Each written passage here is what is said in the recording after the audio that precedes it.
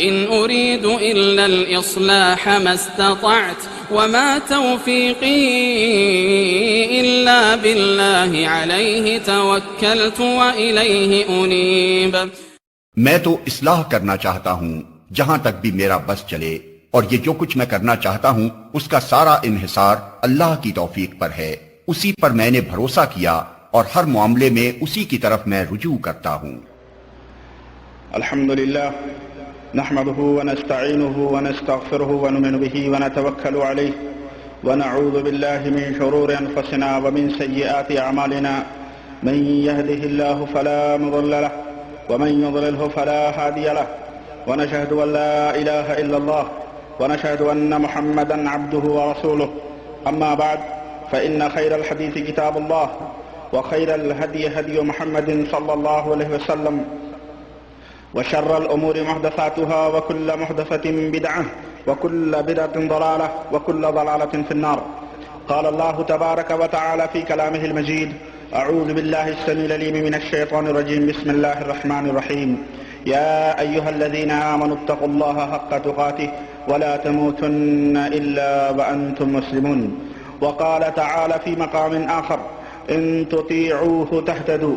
وقال تعالى في مقام آخر: قل إن كنتم تحبون الله فاتبعوني يحببكم الله ويغفر لكم ذنوبكم والله غفور رحيم۔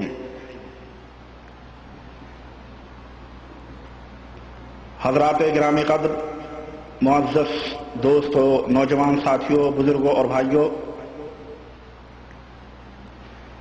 آپ مسلسل تبلیغی جماعت کے تعلق سے کچھ باتیں سنتے آ رہے ہیں۔ آئیے مزید کچھ حقیقتیں آپ کے سامنے بلا کسی تمہید کے میں رکھتا ہوں، کیونکہ ہمارا وقت بڑا قیمتی ہے اور وقت کے پیش نظر میں بڑی اہم باتیں اور انکشافات آپ کے سامنے رکھنا چاہتا ہوں۔ اور جیسا کہ آپ حضرات کو اس بات کا اچھی طرح سے علم ہے کہ اس سے میرا مقصد صرف اور صرف اصلاح ہے، کسی کے اوپر تنقید نہیں ہے۔ ہم یہ چاہتے ہیں کہ امت مسلمہ جسد واحد کی طرح، ایک جسم کی طرح دنیا کے اندر کھڑی ہو، اور مسلمان ایک اللہ اور ایک رسول صلی اللہ علیہ وسلم کے پیروکار بن جائیں، اور کتاب و سنت کا غلغلہ، قرآن و سنت کا پرچم دنیا کے گوشے گوشے میں لہرائے۔ جس طرح مملکت سعودیہ عربیہ کے اندر قرآن و سنت کی روشنی میں فیصلے ہوتے ہیں اور کتاب و سنت ہی کی بیس پر یہاں پر شرعی نظام قائم ہے، ہماری یہ جد و جہد اور ہماری یہ کوشش ہے کہ دنیا بھر کے مسلمان صرف اور صرف قرآن و سنت کے اوپر متفق ہو کر اور قرآن و سنت کے پرچم کو اپنے ہاتھوں میں لے کر اور دنیا کے گوشے گوشے میں روشنی، علم و حکمت کی پھیلائیں۔ ہم تفرقے، ہم فرقہ واریت، ہم جماعتیں، ہم گروہ اور ٹولیاں نہیں چاہتے۔ ہم چاہتے ہیں کہ مسلمان ایک پلیٹ فارم پہ جمع ہوں اور ایک پلیٹ فارم پر کتاب و سنت کی روشنی میں عمل کریں۔ یہی ہماری جد و جہد اور یہی ہماری مشن اور یہی ہماری تحریک ہے۔ اللہ وحدہ لا شریک سے دعا ہے کہ اللہ تبارک و تعالی ہمیں اس کی توفیق عطا فرمائے اور دنیا کے گوشے گوشے میں حق کی آواز بلند کرنے کی توفیق عطا فرمائے، آمین یا رب العالمین۔ آئیے آج کل عام طور پر تبلیغی جماعت کے بارے میں لوگوں کا ایک تاثر اور لوگوں کا ایک خیال یہ ہے کہ قرآن و حدیث کی طرف یہ لوگوں کو دعوت دیتے ہیں اور کتاب و سنت ان کا منہج ہے اور کتاب و سنت ہی ان کا نصاب ہے۔ مگر ہم جب تبلیغی نصاب کے اعمال اور اس کے منشور کے اوپر غور کرتے ہیں اور ان کے تبلیغی جماعت کے جو بانی اور مؤسسین ہیں، ہم جب ان کی باتوں کے اوپر دھیان دیتے ہیں اور ہم ان کی کتابیں پڑھتے ہیں تو حقیقت اس کے الٹی نظر آتی ہے۔ قرآن و سنت کا تو نام ہے، لیکن اس کی آڑ میں خالص حنفی فقہ کی تبلیغ اور مشق کرائی جاتی ہے۔ عملی طور پر یہ دیکھا گیا ہے، چنانچہ مولوی محمد الیاس ابن قاری بندہ الہی میرٹھی صورتی گجراتی اپنی کتاب کیا تبلیغی کام ضروری ہے، اس کتاب کے صفحہ 4 میں تحریر فرماتے ہیں. وہ کہتے ہیں کہ اللہ تبارک و تعالی بانی تبلیغ حضرت مولانا محمد الیاس صاحب کے دل میں بھی اس دین کی اہمیت پیدا کی. جب اس عالم دنیا میں انہوں نے نظریں دوڑائیں تو محسوس کیا کہ ساری دنیا حنفیت سے برگشتہ ہے، ساری دنیا حنفیت سے برگشتہ، اور خود مسلمان اس کے احکام پر عمل کرنے سے بیدار ہیں اور بے شعوری کا دور دورہ ہے. حضرات، یہ عبارت خود واضح طور پر یہ بات بتلاتی ہے کہ تبلیغی جماعت کا مشن پوری دنیا میں حنفی فقہ کو نافذ کرنا اور حنفی فقہ کی طرف لوگوں کو دعوت دینا ہے. آج تک عملی طور پر بھی ہم نے نہیں دیکھا کہ کوئی بندہ تبلیغی جماعت سے منسلک ہوا ہو اور ان کی چلت پھرت میں شریک ہوا ہو اور قرآن و حدیث کے مسائل پر عمل کرتا ہو. عملی طور پر ہم نے یہ چیز نہیں دیکھی، بلکہ میں یہ سمجھتا ہوں کہ جو لوگ قرآن و سنت کے اوپر عمل کرتے ہیں جب ان میں جاتے ہیں تو وہ بھی وسوسوں کے شکار ہو جاتے ہیں اور وہ بھی انہی کے رنگ میں رنگنے کی کوشش کرنے لگتے ہیں، اور ان کے اندر بھی جو ہے کیا کہتے ہیں کتاب و سنت سے بیزاری ظاہر ہونے لگتی ہے.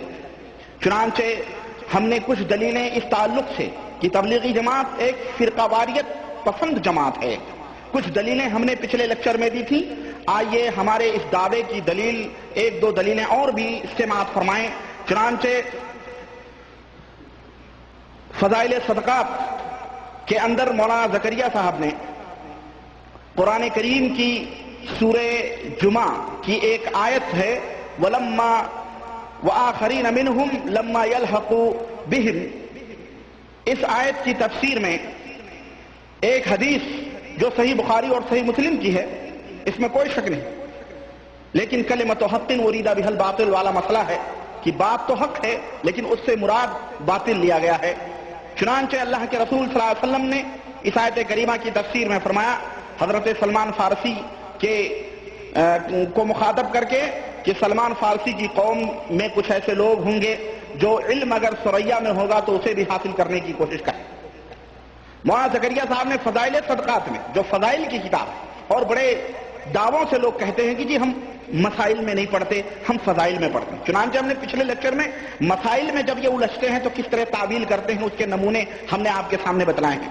یہ بھی نمونہ ایک مشاہدہ کریں، دیکھیں کہ فضائل صدقات کے اندر جو فضائل صدقات ہے اس کے اندر اس آیت کریمہ کے تحت علامہ سیوطی کا ایک قول نقل کر کے بڑے خوشی کا اظہار کرتے ہیں کہ یہ حدیث جو صحیح بخاری کی ہے، حضرت امام ابو حنیفہ رحمۃ اللہ علیہ کے فضائل میں پیشین گوئی کے طور پر ایسی صحیح چیز ہے جس پر اعتماد کیا جا سکتا ہے. یعنی کہنے کا مطلب یہ ہے کہ اللہ کے نبی صلی اللہ علیہ وسلم نے حضرت سلمان فارسی کو جو یہ پیشین گوئی فرمائی کہ ان کی قوم میں کچھ لوگ ایسے ہوں گے جو علم اگر ثریا پہ ہوگا تو اسے بھی حاصل کریں گے، تو کہتے ہیں کہ یہ حضرت امام ابو حنیفہ رحمۃ اللہ علیہ کے فضائل میں یہ بات بیان کی جاتی ہے کہ وہی ہیں جو علم ثریا میں تھا وہ حاصل کر کے لائیں. اور اس طرح کے ان کے فضائل میں بہت ساری باتیں. بہرحال اس نقطے کو ذکر کرنے کا مقصد یہ ہے کہ تبلیغی جماعت خاص طور پہ حنفی فقہ کی داعی ہے اور حنفی فقہ کے اوپر یہ لوگ جو ہے دعوت دیتے ہیں لوگوں کو، لیکن عملاً یا قولاً اس کا اظہار نہیں کرتے بلکہ اس کو چھپاتے ہیں اور کہتے ہیں کہ جی ہم تو قرآن سنت کی طرف اللہ رسول کی طرف بلا رہے ہیں، اللہ رسول کی طرف دعوت دے رہے ہیں. آپ لوگ کیوں چڑھتے ہیں؟ اللہ رسول کا ٹائٹل ہے، نام ہے. اور میں ایک بات اور بتاؤں آپ کو کہ اگر بات حنفی فقہ کی ہوتی تو ہوتی، اگر حنفیت کی طرف دعوت کی بات ہوتی تو ہوتی، بلکہ میں اور آگے بڑھ کر کے آپ کو بتاؤں اور اس کی دلیل میرے ذمہ ہے کہ تبلیغی جماعت خالص دیوبندیت کی رکھائل ہے، خالص دیوبندی مکتب فکر جو کہ علماء دیوبند کے جو اکابرین میں سے ہیں ان کے ایمان، ان کے عقائد، ان کے اقوال اور ان کے فرمودات کی تبلیغ اور نشر و اشاعت کی تبلیغی جماعت کرتی ہے، اس کی رکھائل ہے. یہ ان کے رگوں میں، تبلیغی جماعت کے رگوں میں صرف اور صرف دیوبندیت کا خون دوڑ رہا ہے. اور اسی طرح اور جہاں تک قرآن و سنت اور قرآن و حدیث کا نام ہے وہ تو صرف میں سمجھتا ہوں کہ یہ ایک فریبی چال ہے، یہ ایک ٹائٹل ہے جس کی آڑ میں سیدھے سادھے عوام کو اور سادہ لوح مسلمانوں کو شکار کیا جاتا ہے. اور بریلویت سے خوف کھا کر، اور میں کہا کرتا ہوں کہ میرا یہ دعویٰ اور چیلنج ہے کہ دیوبندیت کبھی بھی آج بھی بریلویت کے سامنے ٹک نہیں سکتی ہے۔ کیوں؟ اس لیے کہ جو عقیدے بریلوی اپنے بزرگوں کے بارے میں رکھتے ہیں، وہی عقیدے دیوبندی علماء اپنے بزرگوں کے، اپنے خاص بزرگوں کے بارے میں رکھتے ہیں۔ تو بریلوی اگر اپنے بزرگوں کے بارے میں وہی عقیدہ رکھے تو دیوبندیوں کے نظر میں، دیوبندیوں کی نگاہوں میں وہ لوگ مشرک اور وہ لوگ کافر کہلاتے ہیں۔ لیکن اگر وہی عقیدہ دیوبندی اپنے بزرگوں کے بارے میں رکھیں تو کیوں سب سے بڑے موحد اور سب سے بڑے توحید پرست وہ کہلائے بھائی؟ وہی عقیدہ بریلوی اپنے بزرگوں کے بارے میں رکھتا ہے۔ تو دیوبندی جب دیکھا لوگوں نے کہ یہ بریلوی تو ہمارے بھانڈے چوراہوں پہ پھوڑ رہے ہیں اور بریلوی ہمارے پیچھے پڑے ہیں، تو انہوں نے سوچا اب کوئی ایسی ٹیم نکالی جائے جو لوگوں کے درمیان میں چلے اور پھرے جھوری جھنڈی لے کر کے اور لوگوں کو اس طرح سے ایک دیوبندیت کی طرف چپکے چپکے دعوت دی۔ چنانچہ نام بدلا گیا اور دیوبندیت کی تعلیم اس نام بدل کر کے تبلیغی جماعت رکھا گیا اور دیوبندیت کی تعلیم اس کی آڑ میں دی جانے لگی اور تبلیغی جماعتوں کے سروں پر دیوبندی اکابر علماء کی تعلیمات کا بوجھ رکھا گیا، جو نگر نگر ڈگر ڈگر یہ بیچارے ڈھو ڈھو کر کے دیوبندی فکر لوگوں کے اندر پھیلانے کی کوشش کرتے ہیں۔ اور آج بھی ان تبلیغی جماعت والوں کے جو اکابر ہیں، جو عام طور پہ بھولے بھالے ہیں، ان سے میں نے مخاطب ہوں، ان کو میں حقیقت بتلا رہا ہوں۔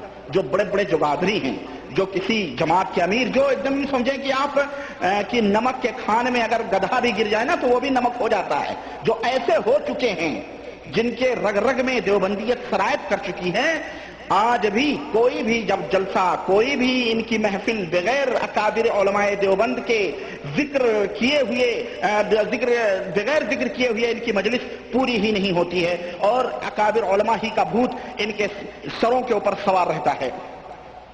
چنانچہ میرے سامنے یہ تبلیغی نصاب ہے، اس کی دلیل میں یہ تبلیغی نصاب ہے، اس کے اندر یہ پاکستانی طباعت ہے تبلیغی نصاب کی، اور مکتبہ رحمانیہ اردو بازار لاہور، اس کے صفحہ 239 کو ہم کھولتے ہیں اور 239 پہ ہم دیکھتے ہیں کہ کیا فرما رہے ہیں۔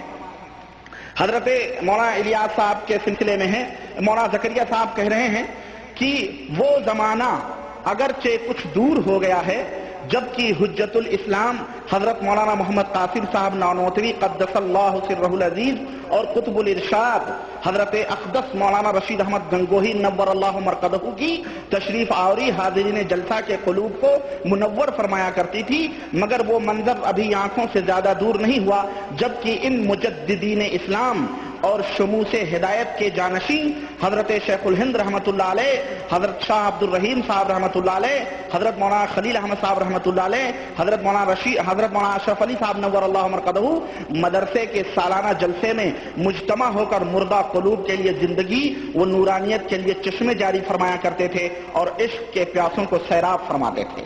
یعنی مکمل دیوبندی علماء کا نقشہ کھینچا گیا ہے کہ یہ حضرات جلسوں میں شریک ہو کر لوگوں کے مردہ دلوں کو منور اور مجلہ کرتے تھے۔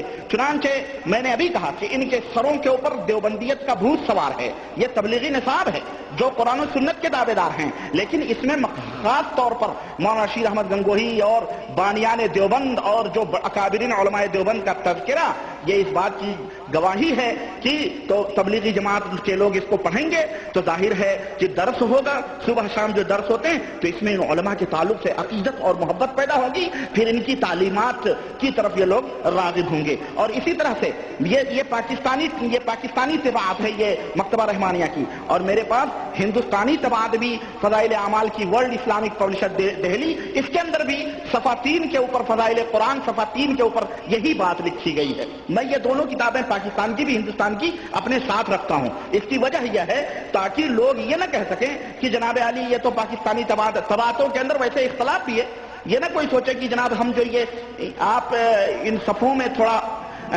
دوسری کتابوں میں فرق ضرور پا سکتے ہیں لیکن عبارتیں وہی ہیں۔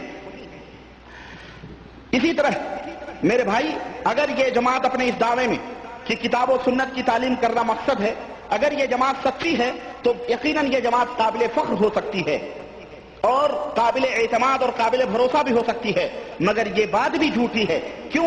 اس لیے کہ دیوبندی فرقے کے ایک عظیم علامہ مولانا منظور نعمانی صاحب، جو ابھی کچھ دن ہوئے، کچھ عرصہ ہوئے ان کا انتقال ہوا لکھنؤ کے اندر، وہ لکھتے ہیں کہ ایک بار حضرت مولانا محمد الیاس صاحب نے فرمایا کہ حضرت مولانا تھانوی نے بہت بڑا کام کیا ہے۔ یہ مولانا اشرف علی تھانوی کا ذکر کر رہے ہیں کہ مولانا اشرف علی تھانوی نے بڑا کام کیا ہے، بس میرا دل یہ چاہتا ہے، سنو غور سے سنو، اور میں آپ حضرات کی توجہ چاہتا ہوں اور اپنے ان بھولے بھالے تبلیغی بھائیوں کی توجہ چاہتا ہوں جنہیں طوطے کی طرح رٹایا گیا ہے کہ دنیا کے سامنے یہ کہو کہ ہم قرآن و سنت کی دعوت دیتے ہیں، اللہ اور اس کے رسول کی دعوت دیتے ہیں۔ چنانچہ جیسے ہی نماز ہوتی ہے، السلام علیکم ورحمۃ اللہ، السلام علیکم ورحمۃ اللہ، دعا کے بعد ایک صاحب کھڑے ہو جاتے ہیں، کہتے ہیں کہ بزرگوں بھائیوں، سنت اور نوافل کے بعد تشریف رکھیے اور قرآن و حدیث کی باتیں ہوں گی، دین کی باتیں ہوں گی، دین کی باتیں سنو۔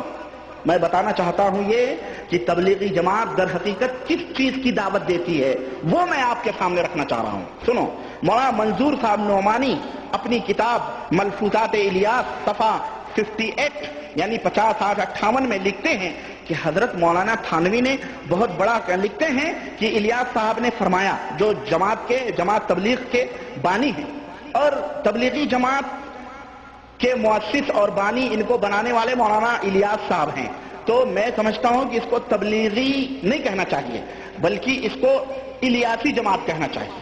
کیوں؟ اگر احمد رضا خان نے بریلویت پھیلائی ہے تو اسے رضا خانی کہا جاتا ہے، تو ان کو الیاسی کیوں نہ کہا جائے؟ تبلیغی تو ایک ٹائٹل ہے، تبلیغ کیا ہو؟ تبلیغ جو ہوتی ہے میں نے آپ کے سامنے بتایا کہ ایک مخصوص فرقے کی طرف، ایک مخصوص جماعت کی طرف لوگوں کو دعوت دی، اس کو الیاسی گروپ کہنا چاہیے۔ کون سا گروپ؟ الیاسی گروپ، الیاسی جماعت ہے یہ، تبلیغی جماعت نہیں ہے۔ برا ماننے کی بات نہیں ہے۔ سنو، حقیقت میں بتا رہا ہوں کہ یہ وہ تبلیغ نہیں ہے جو پیغمبر اسلام جناب محمد رسول اللہ صلی اللہ علیہ وسلم نے اپنے صحابہ کے کندھوں پہ رکھا تھا۔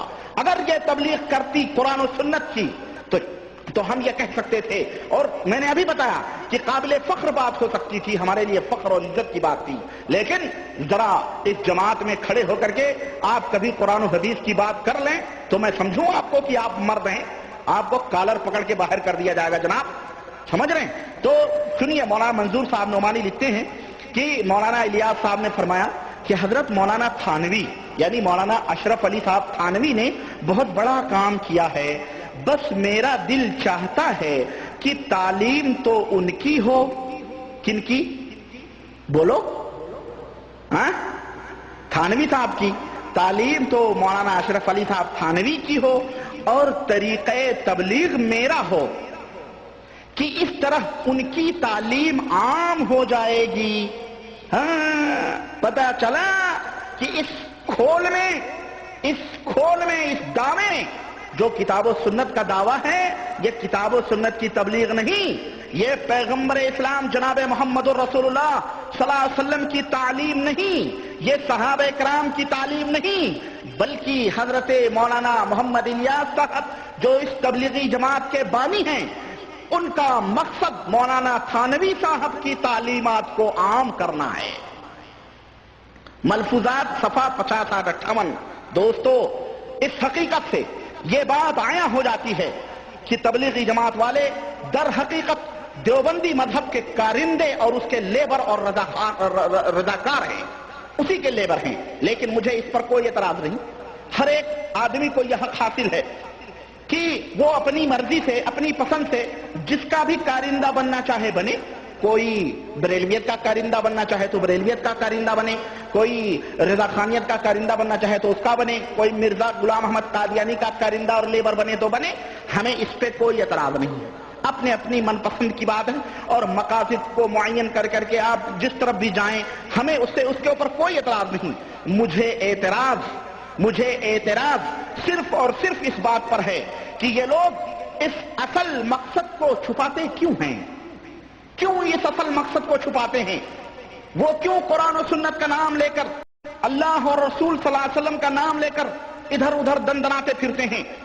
وہ بلا جھجک صاف کیوں نہیں یہ کہہ دیتے کہ اے لوگوں، ہم مولانا اشرف علی صاحب تھانوی کی تعلیمات کو عام کرنے کے لیے اٹھے ہیں، اور انہی کی شکشاؤں کو اور انہی کی تعلیمات اور فرمانوں کا ٹوکرا لے کر نگر نگر ڈگر ڈگر منہ مارے پھر رہے ہیں؟ کیوں نہیں لوگوں کے سامنے کھل کر کے یہ بات بیان کرتے ہیں؟ اور کیوں نہیں کہتے ہیں کہ اے لوگوں، اگر تمہیں پسند ہو تو ہمارے ساتھ لگ جاؤ؟ میں کہتا ہوں یہ کہو، اور یہ کیوں نہیں کہتے یہ لوگ؟ کیوں قرآن و سنت کا نام لیتے ہیں؟ ہمیں اس پہ اعتراض ہے، مگر کیسے کہیں؟ اگر کہیں تو منہ میں ایک بھی بتیسی باقی نہیں بچے گی ان کی۔ کہہ دیں ذرا عوام الناس کے سامنے، کہہ دیں کہ میرا مقصد صرف اللہ اشرف علی صاحب تھانوی کی تعلیمات کو، ہم ذرا کہہ دیں، نہیں کہہ سکتے۔ کیوں؟ کون آئے گا ان کے پیچھے؟ کون مولانا اشرف علی صاحب تھانوی کے پیچھے آئے گا؟ کون اپنی ٹانگیں توڑوائے گا؟ قال اللہ قال رسول چھوڑ کے قال اشرف علی صاحب تھانوی کون سنے گا ان کی باتوں کو؟ اس لیے قرآن و سنت کا ایک ٹائٹل لگا کر کے اور امت کو دھوکہ دینے کے لیے مولانا اشرف علی صاحب تھانوی کی تعلیمات کو عام کرنا ان کا مقصد ہے، جیسا کہ خود بانی جماعت الیاسی مولانا الیاس صاحب نے مولانا منظور نعمانی صاحب کی کتاب کے حوالے سے نوٹ کیا۔ اب آپ سوچتے ہوں گے کہ یہ مولانا اشرف علی تھانوی جو حکیم الامت ہیں، ٹھیک ہی تو ہے، کون سی برائی ہے؟ اگر لوگ ان کی تعلیمات کے اوپر لگ جائیں تو کیا برا ہے؟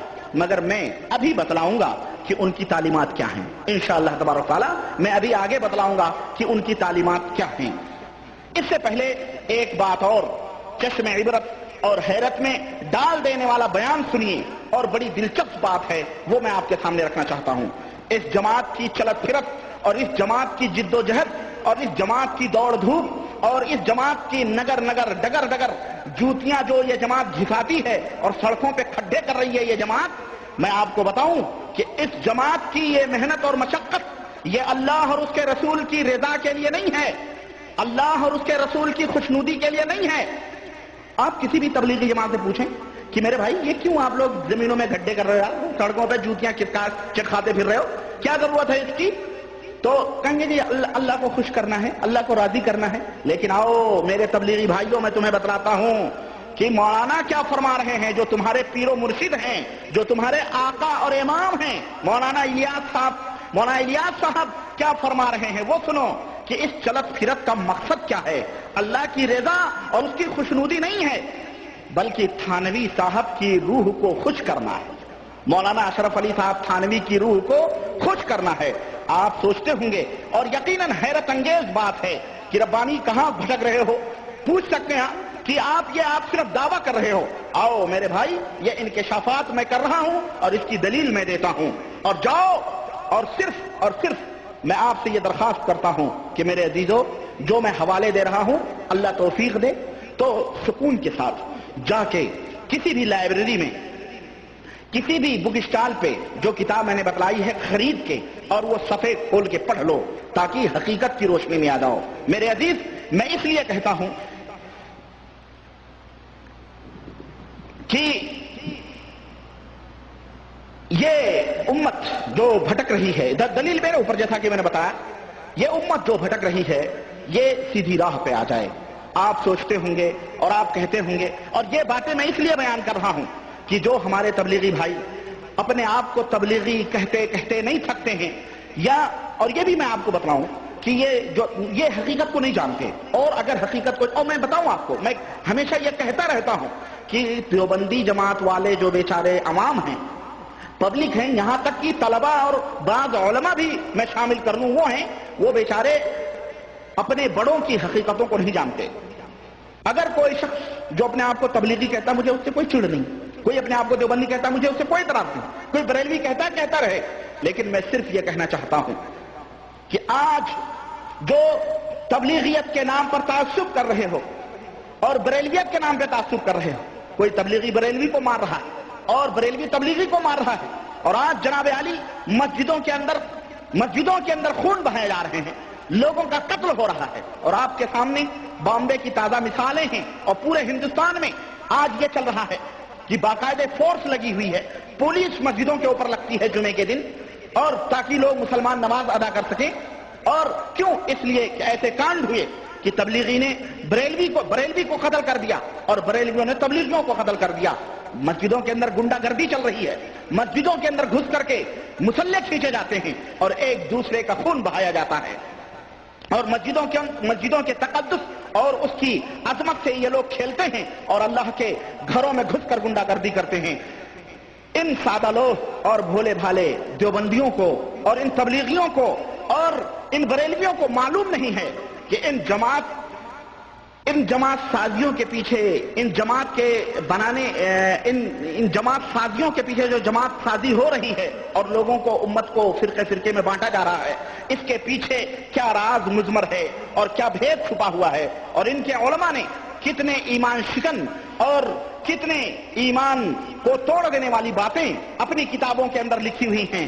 اگر ان دیوبندیوں کو، ان بریلویوں کو اور ان کو معلوم ہو جائے، اللہ کی قسم میرا یہ دعویٰ ہے کہ اگر اس دیوبندی کے اندر یا اس تبلیغی کے اندر ذرہ برابر بھی ایمانی غیرت اور ایمانی حمیت ہوگی اور ذرہ برابر بھی اللہ کا اور اس کے رسول جناب محمد رسول اللہ صلی اللہ علیہ وسلم کا پاس و لحاظ ہوگا تو ان کتابوں کو چوراہوں پہ رکھ کے انگار لگا دے گا، نہیں تو ان علماء کو لات مار دے گا اور صحیح قرآن و سنت اور کتاب و سنت کے اوپر عمل کرنے کا عہد اور وہ پیمان کر لے گا۔ مگر افسوس یہ بیچارے پڑھتے نہیں ہیں، یہ بیچارے نہ ہی ان کو یہ باتیں بتلائی جاتی ہیں، اور اگر کوئی بتلاتا ہے مجھ جیسا سرفرا اور ان کو صحیح رہنمائی کرتا ہے تو یہ ان کے ذہنوں میں شیطان جو بیٹھ کر کے کمپیوٹر دباتا ہے نا اور بٹن دباتا ہے، شیطان کہتا رہے یہ کس کی بات سن رہے ہو، یہ لوگ تو ایسے ہی بولتے ہیں، تم جو کام کر رہے ہو صحیح کر رہے ہو۔ صحیح فرمایا اللہ تبارک تعالیٰ نے کہ ان کے نظروں میں زین لہم الشیطان اعمالہم، شیطان نے ان کی نگاہوں میں ان کے کاموں کو خوبصورت بنا دیا ہے۔ یہ بڑا حسین اور بڑا خوبصورت اپنے کاموں کو سمجھتے ہیں۔ غرض میں یہ عرض یہ کر رہا تھا کہ تبلیغی جماعت کی یہ چلت پھرت اور تبلیغی جماعت کی یہ مشقتیں اور دھوپ اور سردی میں اور ٹھنڈی اور گرمی میں بوریا بستر لاد کر یورپ اور امریکہ اور ہندوستان، پاکستان اور دنیا بھر کے گوشے گوشے میں یہ جو دندناتے پھر رہے ہیں اور ٹور پہ ٹور کر رہے ہیں، یہ اللہ کی رضا اور خوشنودی حاصل کرنے کے لیے نہیں ہو رہی ہے، بلکہ یہ چلت پھرت صرف اور صرف مولانا اشرف علی صاحب تھانوی کی روح کو ایصال ثواب کرنے کے لیے اور مولانا اشرف علی تھانوی کی روح کی خوشنودی کے لیے ہو رہی ہے۔ اور یہ میرا دعویٰ ہے، اور گریبان پکڑ کر کے آپ پوچھ سکتے ہیں میرے اس دعوے کی دلیل کیا ہے، میں دلیل دوں گا، لیکن جیسا کہ میں نے عرض کیا آپ سے درخواست یہ ہے کہ جو میں دلیل دے رہا ہوں اس دلیل کو اس بتلائی ہوئی اپنی کتاب میں یا اپنے علماء سے جا کے رجوع کر کے پوچھو کہ اس کتاب میں یہ بات لکھی ہوئی ہے کہ نہیں لکھی ہوئی ہے، پھر اس کے بعد جانے جہاں مانو نہ مانو آپ کو اختیار ہے۔ انہی کے مطلب کی کہہ رہا ہوں، زبان میری ہے بات ان کی، انہی کے مطلب کی کہہ رہا ہوں، زبان میری ہے بات ان کی، اور انہی کی محفل سجا رہا ہوں، چراغ میرا ہے رات ان کی۔ مولانا منظور احمد صاحب نعمانی اپنی کتاب ملفوظات الیاس صفحہ 69 یعنی 69 میں یہ بات لکھتے ہیں کہ مولانا الیاس صاحب نے فرمایا کہ حضرت تھانوی رحمت اللہ علیہ سے، یعنی مولانا اشرف علی صاحب تھانوی، ان سے تعلق بڑھانے، حضرت کی برکات سے استفادہ کرنے اور ساتھ ہی ترقی درجات کی کوشش میں حصہ لینے اور حضرت کے روح کی مسرتوں کو بڑھانے کا سب سے اعلیٰ اور مستحکم ذریعہ یہ ہے کہ حضرت کی تعلیمات حقہ اور ہدایات پر استقامت کی جائے، یعنی ڈٹ کے عمل کیا جائے حضرت کی تعلیمات پر۔ نبی کریم صلی اللہ علیہ وسلم کی تعلیمات تو بول ہیں، حضرت اشرف علی صاحب تھانوی کی تعلیمات حقہ پر استقامت کی جائے اور ان کو زیادہ سے سنو اور ان کو زیادہ سے زیادہ پھیلانے کی کوشش کی جائے۔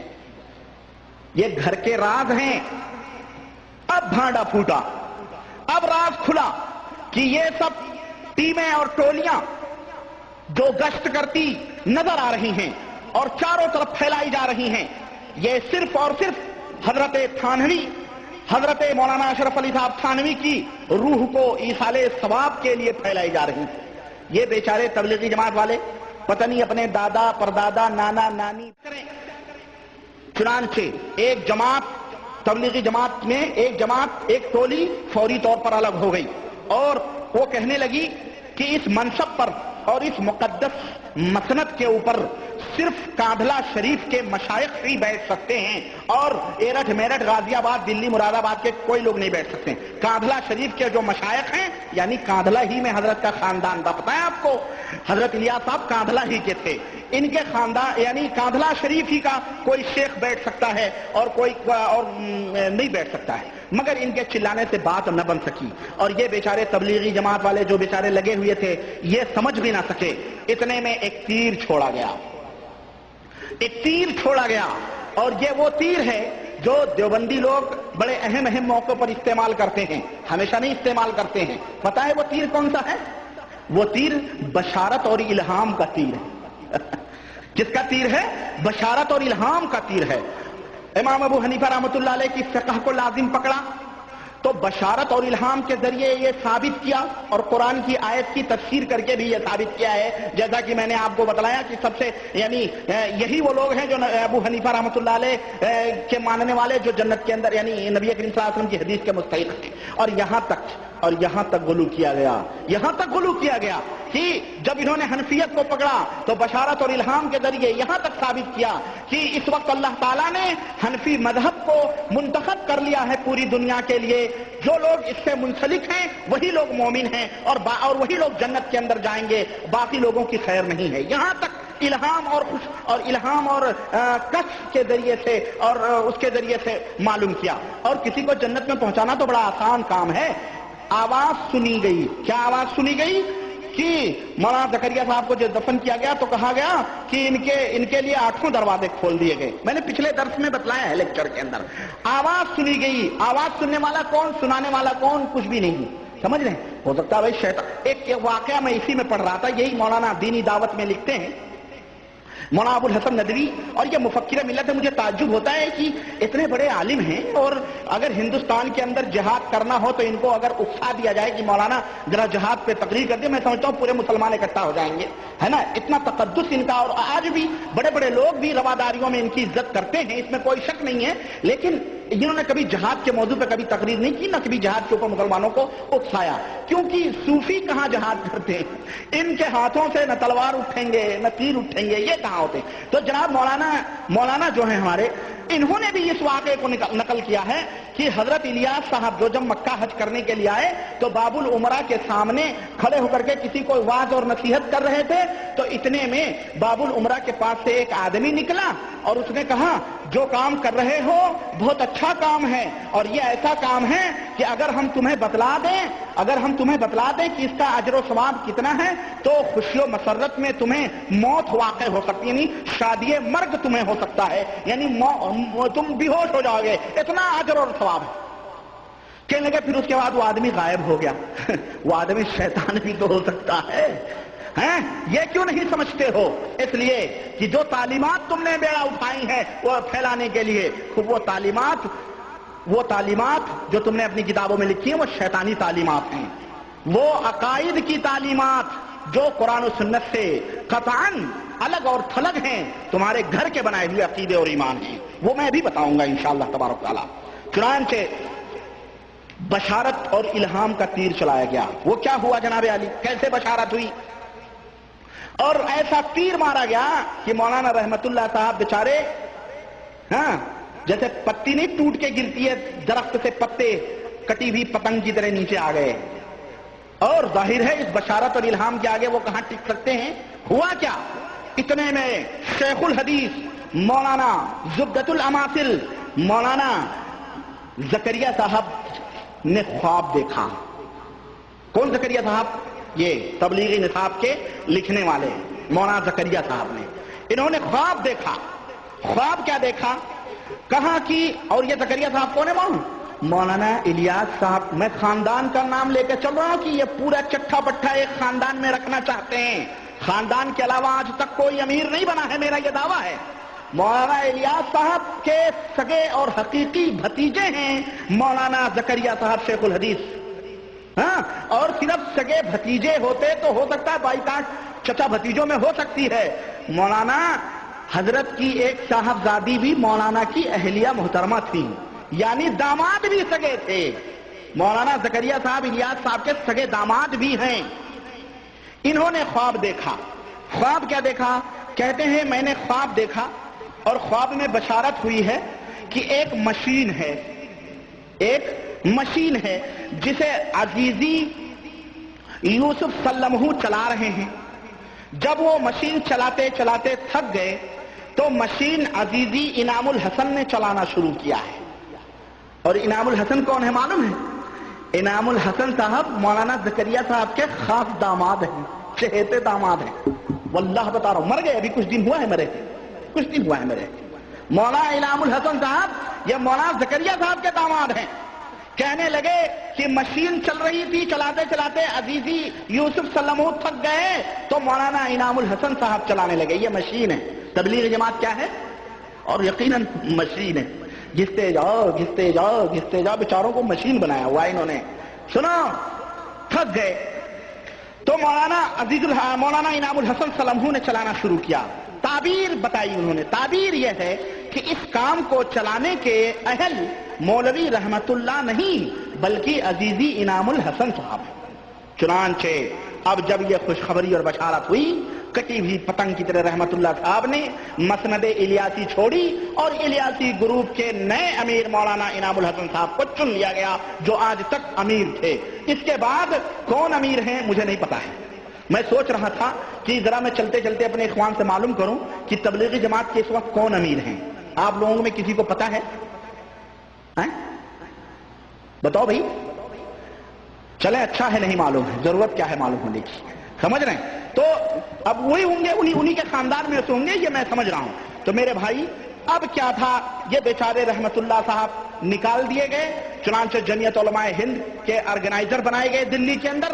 جب وہاں آئے اور وہاں بھی ان کی مقبولیت اور شہرت بڑھنے لگی تو وہاں سے بھی ان کا پتہ کاٹ دیا گیا. اب یہ بیچارے اللہ کو پیارے ہو چکے ہیں. اگر زندہ ہوتے تو ان سے پوچھا جاتا کہ مولانا آپ تیلی تھے، آپ کی بدنصیبی تھی کہ آپ روغن گر کے گھر میں پیدا ہو گئے. ارے شیخ زادے میں پیدا ہوتے، سید زادے میں پیدا ہوتے، عیش کرتے جس طرح بریلوی پیر چٹوا رہے ہیں یہ بھی چٹوا رہے ہیں بھائی. حضرت جی کا لقب لے کر کے سب کچھ پیر دبائے جا رہے ہیں، پیر دبائے جا رہے ہیں، قبروں پہ مراقبے ہو رہے ہیں، سب کچھ ہو رہا ہے. تو یہ خاندانی مسند ہے اور گھریلو خانہ ساز الیاسی جماعت ہے جسے لوگ سمجھ نہیں پا رہے ہیں اور جسے صرف اس لیے بنایا گیا ہے کہ یہ لوگوں کو الیاسی اور اشرفی دعوت کی طرف ان کی دعوت کی طرف لوگوں کو دعوت دیں اور کتاب و سنت سے لوگوں کو روکیں. اس جماعت کو صرف اس لیے نکالا گیا ہے اور جماعت کو اس لیے بنایا گیا ہے اور ان کی یہی نشانی ہے. خیر، یہ تو رہی خاندانی ایصال ثواب کی بات کہ پوری تبلیغی جماعت لگی ہوئی ہے مولانا اشرف علی تھانوی کی ایصال ثواب پہنچانے، ایصال ثواب کے لیے. ابھی جیسا کہ میں نے بتایا کہ ایک اور ابھی کچھ دنوں پہلے ایک الیاسی جماعت نکلی ہے. پتہ ہے آپ کو کہاں نکلی ہے وہ جماعت، الیاسی جماعت؟ آپ لوگ ذرا آنکھیں کھلی رکھیں. دنیا کے اندر کیا نئے نئے فتنے پیدا ہو رہے ہیں، ذرا سوچ سمجھ کے. یہ نہیں کہ چمکتا جو دکھائی دے وہ سب سونا نہیں ہوتا بھائی میرے. چمکتا جو سنا، ایک الیاسی جماعت جب دیکھا بریلوی کیوں پیچھے رہے بھائی. انہوں نے کہا جب الیاس صاحب کی بنائی ہوئی جماعت اتنی ترقی کر رہی ہے تو بریلوی میں ایک مولانا محمد الیاس صاحب قادری سگے مدینہ پیدا ہوئے، مدینے کے کتے. وہ اپنی کتاب میں فیضان سنت میں لانا بھول گیا، میرے گھر پہ موجود ہے، میں نے دیے ہیں حوالے پچھلے لیکچروں کے اندر. فیضان سنت انہوں نے تبلیغی نصاب کے مقابلے میں اتنی موٹی لکھی. وہ فیضان سنت آپ پڑھیں، فیضان سنت نہیں، وہ فیضان شرک و بدعت. الیاسی گروپ ہرا پٹکا، یہ ان کی نشانی ہے، ٹائٹل ہے. بامبے کے اندر بھی ہرے پٹکے دیکھ لو، کراچی کے اندر بھی دیکھ لو، لاہور کے اندر بھی دیکھ لو، پنجاب کے اندر بھی دیکھ لو، دنیا کے گوشے گوشے میں ان کا ٹائٹل ہے ہرا پٹکا. اور الیاسی گروپ، ان کا نام مولانا محمد الیاس صاحب دیوبندی ہے، ان کا نام مولانا محمد الیاس صاحب قادری ہے. اور معجزات اور کرامات، اللہ اکبر. ایک واقعہ میں بتاؤں، ایک واقعہ الیاس صاحب لکھتے ہیں، وہی قادری، وہ لکھتے ہیں پادری ہیں، قادری نہیں، ان کو پادڑی کہو، پادڑی، چرچوں کے پادڑی مسیحیوں کی طرح. وہ لکھتے ہیں کہ میرے والد محترم پتہ نہیں کہاں سری لنکا میں گئے تو کچھ قصیدے غوثیہ پڑھنے لگے. تو قصیدے غوثیہ جب پڑھنے لگے تو جس چارپائی پہ بیٹھے تھے وہ چارپائی جو ہے فضا میں تیرنے لگی، ہواؤں میں اڑنے لگی. جناب اعوذ باللہ، اللہ کی قسم، فیضان سنت کے دیباچے میں یہ بات لکھی ہوئی ہے. یہ فضیلت وہ اپنے والد کی بتا رہا. لوگ اپنے باپ داداؤں کی فضیلتیں بتا ہی کے تو لوگوں کو گمراہ کرتے ہیں. یہی فضیلتیں تبلیغی جماعت والے نے پہلے بتایا، جیسا کہ میں نے آپ کو بتایا. باپ کی فضیلت مولانا ابو الحسن صاحب ندوی لکھتے ہیں کہ مولانا محمد اسماعیل صاحب کو جب دفن کرنا ہوا تو ایک صاحب کشف نے دیکھا، سنا کہ کوئی کہہ رہا ہے جلدی کرو جلدی کرو، صحابہ اور حضور صلی اللہ علیہ وسلم میرے انتظار میں کھڑے ہیں، مجھے جلدی دفن کرو. تو یہ فضائل بیان کر کے، مناقب بیان کر کے لوگوں کو شکار کرتے ہیں. بہرحال بات بڑی لمبی ہو جائے گی، میں مختصر طور پہ آپ کے پاس چل رہا ہوں تاکہ آپ حضرات اس کو اچھی طرح سے سمجھتے چلیں. چنانچہ جناب علی ایک تبلیغی جماعت میں الیاس صاحب ہیں تو ایک بریلوی جماعت میں الیاس صاحب نکلے، تو یہ بھی جماعت الیاسی اور وہ بھی جماعت کیا ہے؟ الیاسی. انہوں نے دیوبندی یہ تبلیغی جماعت دیوبندی اور وہ سنی تبلیغی جماعت، انہوں نے آگے کیا بڑھایا ہوا ہے؟ سنی تبلیغی جماعت. یہ فرق معلوم رہے دنیا کے اندر، یہ فرقے جو میں بتا رہا ہوں تاکہ آپ لوگوں کو ہوش و حواس رہے، اس کے شکار نہ بنے. بھائی سمجھ بوجھ کر کے قدم رکھیں. تو آئیے، خیر بات یہ چل رہی تھی ہماری کہ الیاس صاحب نے جو الیاسی جماعت ہے یعنی تبلیغی جماعت، اس کے اغراض و مقاصد، اس کے مقاصد کیا ہیں یہ بات واضح ہو چکی ہے کہ مولانا اشرف علی صاحب تھانوی کی تعلیمات کو نگر نگر اور ڈگر ڈگر پھیلانا ہے اور اس کو عام کرنا ہے. میں نے پچھلے لیکچر میں ایک دعویٰ کیا تھا کہ دیوبند کی 3 اہم شخصیتیں ایسی ہیں جنہوں نے منصب رسالت کی طرف پیش قدمی کی ہیں، یعنی انہوں نے نبی کریم صلی اللہ علیہ وسلم کی رسالت کے اوپر زندہ ڈاکہ ڈالنے کی کوشش کی ہے. چنانچہ مولانا الیاس صاحب کے تعلق سے تو میں آپ حضرات کے سامنے وہ دلائل رکھ چکا ہوں کہ ان کی والدہ محترمہ کہتی تھی مجھے تیرے ارد گرد صحابہ کی صورتیں نظر آتی ہیں، اور وہ کہتی ہیں کہ مجھے تجھے صحابہ کی خوشبو آتی ہے. اسی طرح سے مولانا الیاس صاحب کے اوپر بھی نبوت کا فیضان ان کے دل کے اوپر ہوتا تھا، اس کی بھی دلیل میں نے دے دی ہے. اسی طرح سے قرآن کریم کی وہ آیت کنتم خیر امۃ اخرجت للناس تأمرون بالمعروف وتنہون عن المنکر، مولانا الیاس صاحب کہہ رہے ہیں مجھے خواب میں بشارت ہوئی ہے کہ اس کی تفسیر القاء ہوئی ہے کہ یہ امت محمدیہ جو ہے، اللہ نے تو یہ فرمایا نا کہ امت محمدیہ بہترین امت ہے، لیکن الیاس صاحب کہہ رہے ہیں کہ خاص میرے لیے یہ بشارت ہوئی ہے کہ تم نکالے گئے ہو تاکہ تم سے نبیوں جیسا کام لیا جائے. اعوذ باللہ. انہوں نے رسالت کے اوپر ڈاکہ ڈالنے کی کوشش کی ہے. تو اور اس طرح کی باتیں الیاس صاحب کے تعلق سے میں نے آپ کو بتلا دیا ہے. اب آئیے ذرا دوسرے بزرگ جن کی تعلیمات کا ٹوکرا لے کر تبلیغی جماعت والے نگر نگر ڈگر ڈگر گلی گلی کوچے کوچے گھوم رہے ہیں بیچارے، اور لوگوں کو یہ مشین گمراہ کرتی پھر رہی ہے. یہ مشین ہی کہہ لو اس کو، کیونکہ مولانا زکریا صاحب نے اس کو مشین کہا ہے نا، مشین سے تعبیر کی ہے نا کہ وہ مشین جو یوسف صاحب چلا رہے تھے اس کے بعد تھک گئے تو مولانا الہام حسن چلا رہے تو مشین ہے. یہ مشین جو قطر بیوت کی چل رہی ہے لوگوں کو گمراہ کرنے کی. جناب علی اب یہ مولانا اشرف علی صاحب تھانوی کے بارے میں آپ کو تھوڑی سی باتیں بتلا دوں کہ یہ کون سے اشرف علی صاحب ہیں. یہ مولانا اشرف علی صاحب تھانوی وہ ہیں جن کا ترجمہ اردو قرآن سب جانتے ہیں اور مشہور ہیں، اور جن کو حکیم الامت کے نام سے دنیا جانتی ہے. مولانا تھانوی صاحب کا ایک عقیدہ منصور حلاج جو سب سے بڑا پرلے درجے کا صوفی اور کافر تھا، جس کے خون سے بغداد کی سرزمین لالازار کر دی گئی، اور یہ صوفیوں کا فتنہ بھی وہیں سے اٹھا. میں نے بتلایا ہے آپ کو کہ فتنوں کی سرزمین یہ عراق ہے، وہ عراق کا نجد ہے جہاں سے اللہ کے رسول صلی اللہ علیہ وسلم نے فرمایا کہ فتنے وہاں اور زلزلے وہاں سے سر اٹھائیں گے. تو منصور حلاج جو تھا یہ پرلے درجے کا صوفی خبیث جس نے ان الحق کا دعویٰ کیا اور وہاں کی ایک سرزمین کو سرخ کیا گیا، قتل کیا گیا. علماء اہل سنت نے اس کے اوپر فتویٰ دیا اور اس کو لال کیا، اس کو ختم کر دیا گیا. تو مولانا زکریا صاحب، مولانا الیاس اشرف علی صاحب تھانوی اسی منصور حلاج کے بارے میں کیا فرما رہے ہیں اور اس کے بارے میں کیا ارشاد کر رہے ہیں وہ ذرا سننے کے قابل ہے. چنانچہ کہہ رہے ہیں مولانا اشرف علی صاحب تھانوی کہ یہی تو وحدت الوجود ہے، یہی تو وحدت الوجود ہے. جو کسی کی زبان سے کسی طرح نکل گیا تو وہ کافر کہلائے گئے کیونکہ اس نے زبان عشق میں اس کو ظاہر کیا. اور آگے چل کر کے کہتے ہیں تھوڑے سے لکھنے کے بعد میں، مگر جن پر فتویٰ لگایا گیا یعنی جن کو قتل کیا گیا، کفر کا فتویٰ لگایا گیا، ان کو اس کی بھی پرواہ نہیں. وہ اپنے کلام میں تعویل بھی نہیں کرتے. کیوں؟ اس لیے کہ وہ جانتے ہیں کہ ایمان و کفر مخلوق کے ہاتھ میں نہیں. اللہ اکبر. یعنی منصور حلاج پکے درلے کا مومن اور ولی کامل تھا. جن لوگوں نے فتویٰ لگایا وہ انہوں نے غلطی کی اور اس کے خون کو بہایا گیا. وحدت الوجود ہم بھی قائل ہیں، وہ بھی قائل ہیں، تب رہا انہوں نے اظہار کر دیا عشق میں، اور ہم اظہار نہیں کر رہے ہیں. پتہ آئی؟ سمجھا کرو ذرا تھا. التبلیغ صفحہ نمبر 32 اور الرحیل یہ صفحہ نمبر 122. میں پوچھنا چاہتا ہوں کہ اللہ وحدہ لا شریک سے عشق اور محبت کیا اس کے اندر یعنی منصور حلاج کے اندر صحابہ کرام سے بھی بڑھ کر بھی تھی؟ وہ محبت صحابہ کرام سے بھی بڑھ کر تھی کیا؟ حضرت عمر اور حضرت ابوبکر صدیق اور حضرت عثمان اور صحابہ کرام اور ان سے بھی بڑھ کر کے اس کے اندر محبت تھی؟ انہوں نے تو اس عشق میں آ کر کے انہوں نے انا الحق کا نعرہ تو نہیں لگایا. انہوں نے تو یہ نہیں کہا کہ جو میں اللہ ہوں. اتنا عشق ان کے کیا کہنا چاہتے ہیں؟ یہ عشق اور اس طرح کا عشق جو انسان کو قرآن و حدیث کے دائرے سے باہر کر دے، یہ تبلیغی جماعت کو مبارک ہو، ان کے صوفیوں کو مبارک ہو، اور صوفی حلاج جیسے کافروں کو مبارک ہو. الحمدللہ ہم کتاب و سنت کے اوپر عمل کرنے والے ہم ایسے عشق سے توبہ کرتے ہیں جو انسان کو دائرے کتاب و سنت سے باہر کر دے. اب تبلیغی جماعت اس عقیدے کی تبلیغ کرتی پھرے گی تو آپ بتائیں کیا یہ بھی کتاب و سنت کی خدمت ہے؟ یہ اس طرح کی تبلیغ جو مولانا اشرف علی صاحب تھانوی تعلیم دے رہے ہیں، اور اس کی تبلیغ کیا یہ بھی قرآن و حدیث کی خدمت ہے؟ ہرگز نہیں.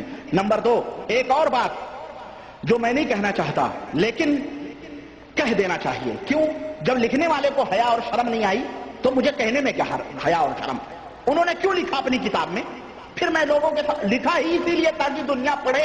اب میں کہہ رہا ہوں تو مجرم نہیں کہلاؤں گا. میں اطلاعاً میں کہہ دیتا ہوں، میرا ضمیر گوارا نہیں کرتا لیکن میں کہتا ہوں. یہی مولانا اشرف علی صاحب تھانوی ہیں. ان کے چہیتے مرید حضرت خواجہ عزیز الحسن نے حضرت تھانوی کا ایک ارشاد نقل کیا ہے، اور کتاب حسن العزیز جلد 1 صفحہ نمبر 13 اس کے اندر لکھتے ہیں کہ حضرت تھانوی نے احقر کو یعنی لکھنے والے مرید کو مخاطب کر کے فرمایا کہ دیکھیے میرا مادہ تاریخی یعنی تاریخ پیدائش کا مادہ عدہ کچھ ہوگا ہے نا. کہہ رہے ہیں دیکھیے میرا مادہ تاریخی مکر عظیم ہے. مکر کس کو کہتے ہیں؟ مکر گھوڑے کے چکر. مکر کہتے ہیں فریب کو، دغا کو. عظیم کہتے ہیں بہت بڑا، یعنی بہت بڑا مکار، بہت بڑا عیار اور بہت بڑا فریبکار. کہہ رہے ہیں کہ میرا مادہ تاریخی مکر عظیم ٹھیک ہے یا نہیں؟ میں آخر شیخ زادہ ہوں. میں آخر شیخ زادہ یعنی شیخ ہوں. شیخ زادے فطرتی ہوتے ہیں. فطرتی سمجھتے ہیں نا؟ فطرتی کہتے ہیں فلانا بڑا فطرتی ہے یار، یعنی بہت بڑا دھوکے باز ہے. فطرتی ہوتے کہتے ہیں شیخ زادے فطرتی ہوتے ہیں. مجھے بھی فطرتیں بہت آتی ہیں. یعنی مکار اور فریبی ہونا ایک عیب ہے یا نہیں ہے؟ یہ ایک بدترین عیب ہے. مگر اس عیب کا اقرار مولانا تھانوی صاحب فخر سے کر رہے ہیں اور اپنے مرید سے کر رہے ہیں. اور وہ چہیتا مرید بھی اتنا بدذات کہ اس نے اس کتاب میں لکھ دیا اس کو کہ مولانا نے یہ فرمایا. اب یہ کوئی کہنے کی بات ہے؟ کیا یہ تعلیم، یہ تبلیغی جماعت والے لے کے امت کے اندر پھیلائیں گے؟ پوچھنا چاہتا ہوں اس سے کون سی قرآن و حدیث کی خدمت ہوگی؟ اور اسی طرح سے مولانا اشرف علی صاحب تھانوی کسی مرید پر ناراض ہو گئے، پھر اس کے قصور سے، اس کی غلطی سے معافی مانگنے کے لیے اعلان کروایا. اور کس طرح سے کروایا معلوم ہے؟ اس مرید سے کہا کہ اس طرح سے کہو کیا کہ صاحبو میں فلاں قوم کا ہوں، میں فلاں قوم یعنی فلاں ذات کا ہوں. غور سے اس لفظ کے اوپر توجہ چاہوں گا. میں فلاں قوم کا یعنی فلاں ذات کا ہوں، اس لیے کم حوصلگی کے سبب اپنے مربی یعنی پیر اور مرشد کی عنایتوں پر اپنے آپ کو بڑا سمجھنے لگا، جس کی سزا میں گرفتار ہوں.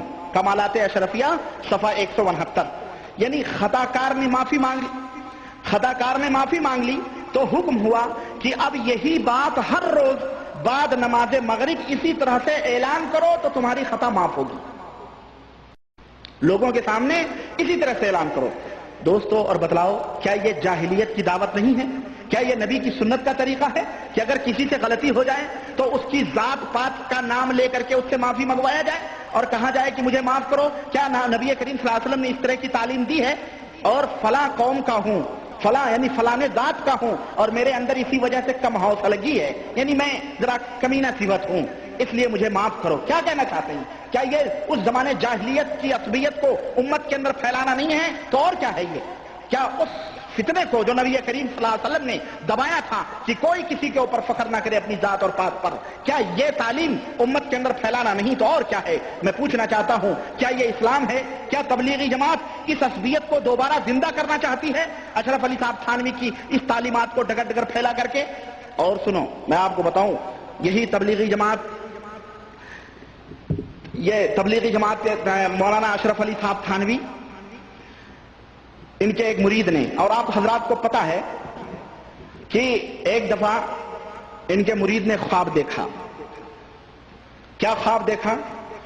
کہ میں خواب میں کلمہ پڑھ رہا ہوں، لا الہ الا اللہ اشرف علی رسول اللہ، نعوذ باللہ۔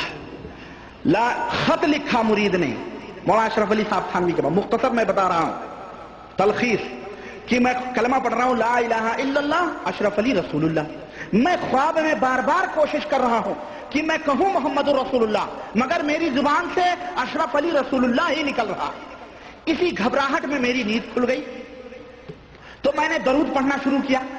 جب میں نے درود پڑھنا شروع کیا تو میں درود پڑھ رہا ہوں، جاگ رہا ہوں، سو نہیں رہا ہوں، ہوش میں ہوں، جاگ رہا ہوں اور درود پڑھ رہا ہوں، اللہم صلی علی سیدنا مولانا، اللہم صلی علی سیدنا مولانا اشرف علی رسول اللہ، مولانا اشرف علی رسول اللہ۔ جاگ، خط لکھا کہ حضرت میں جاگتے میں ایسا کر رہا ہوں اور میری سمجھ میں نہیں آ رہا۔ یہ خط لکھ کر کے مولانا اشرف علی صاحب تھانوی کے پاس بھیجا کہ اس کی تعبیر کیا ہے۔ مولانا اشرف علی صاحب تھانوی کو کیا کہنا چاہیے تھا اس کے اوپر؟ مولانا اشرف علی تھانوی نے جواب لکھا، کوئی بات نہیں ہے، اس کے اندر ایک خوشخبری ہے کہ تم جس سے مرید ہو یا جس کے پیچھے پیچھے چل رہے ہو وہ متبع سنت ہے۔ وہ کیا ہے؟ سنت کا پیروکار ہے۔